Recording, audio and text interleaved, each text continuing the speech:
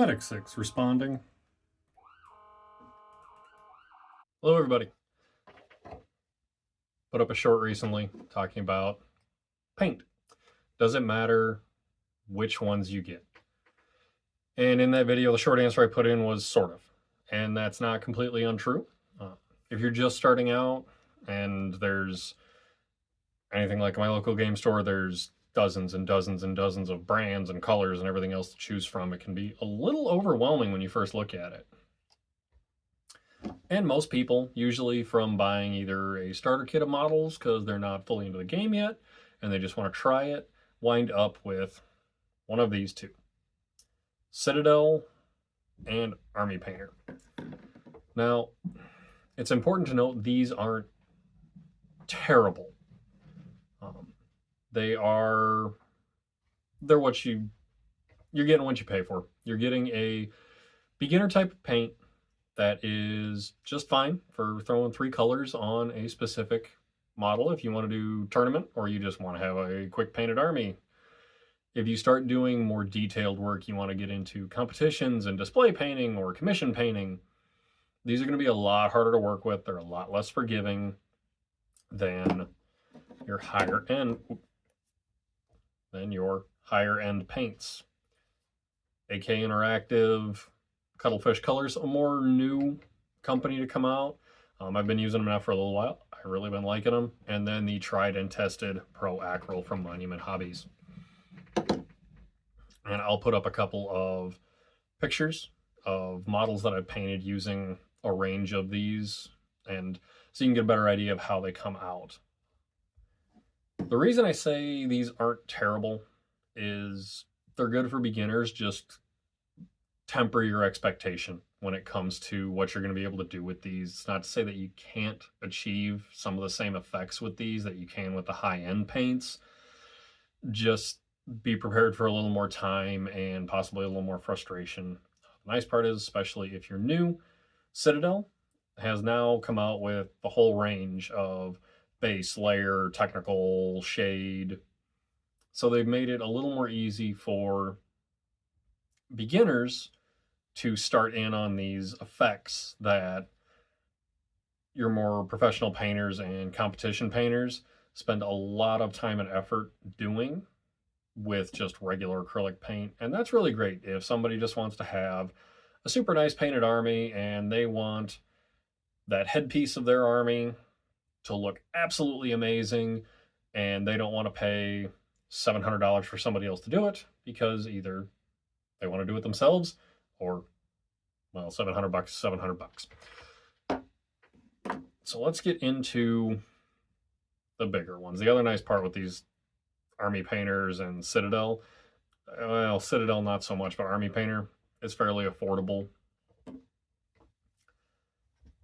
Your high-end paints: Cuttlefish Colors, Pro Acryl, AK Interactive. There's another half dozen out there on the market that I didn't even mention, mostly because I do not have them. The one I do have I didn't mention in here is Green Stuff World, and that's because I'm still very jury is out on them. There's some things about their paint I like and some I don't, and I might do a little more on each paint here another day, and we'll actually go through and throw some paint on models, paint on primed bases, just so y'all can get a better idea of how these paints function on an actual piece of painted plastic instead of just me sitting here waving them around talking. The nice part with these guys is there's more pigment in them, so you get better color. The mediums are a little more easy to mix. I know I've had problems with a lot of Army Painter where it doesn't matter how much or how long you shake it, it never mixes in the bottle. It comes out medium, pigment, and sometimes those pigments even separate into 2 colors, and you have to mix all of it on palette. These guys mix a lot better. You get a little better coverage depending on the color. You know, the forever argument is yellow and white. There's no such thing as good coverage. There is, but it's still going to take multiple coats. Cuttlefish Colors uses very bright and strong pigments. The one thing I have noticed with some of them, though, is you can put it on a pallet and you'll still have some graininess into them.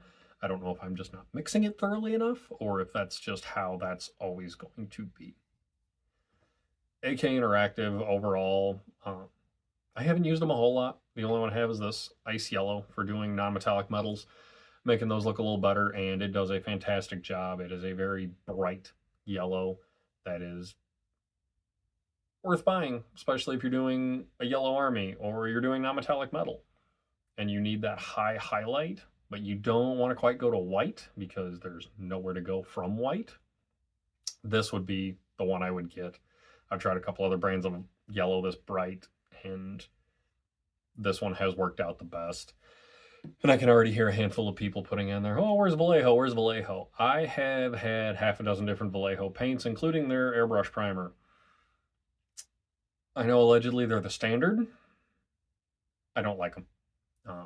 Not a huge fan of how they spread, what the pigments come out like, or how well they mix, even with each other. I have a hard time replicating colors with those, whereas these guys, significantly better luck. And if I'm going to spend my money to be able to do this, well, I'm going to spend my money where I want to, as you should, as we all should. The only downside that I can put to Pro Acryl is they dry with kind of a satin finish, so they might be a little shiny. That does go away the minute you hit it with a clear coat, which, quick piece of advice, always clear coat your models because they'll get bumped around, knocked around, and chip. If you're spending hours and hours painting entire armies, the last thing you want is to pick a unit up after it gets wiped off the table, and now you have chipped paint and have to go back and repaint things. Always clear coat your models. But that is just my quick 411 on paints, and we'll go a little more in depth on these guys at a later date when I have a few more minutes of free time. If you guys want to know more, drop it in the comments. If you want to see something different, drop it in the comments. Any pieces of advice that you think I should do videos on, if you disagree with me, if you agree with me, if you think I should grow rabbit ears and lose my train of thought. Joke's on you, I do that on my own. Have a good day, everybody. We'll catch you next time.